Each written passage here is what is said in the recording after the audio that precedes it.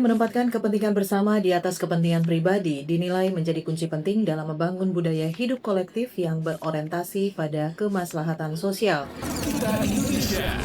Pakar Sosiologi Universitas Indonesia, Dr. Andika Prasetyo mengatakan bahwa budaya hidup kolektif tidak berarti meniadakan kebebasan individu, melainkan mengarahkan energi personal untuk mendukung tujuan bersama. Dikatakan ketika masyarakat lebih mengutamakan kemaslahatan sosial, mereka cenderung membangun solidaritas, memperkuat jaringan sosial, dan menciptakan stabilitas.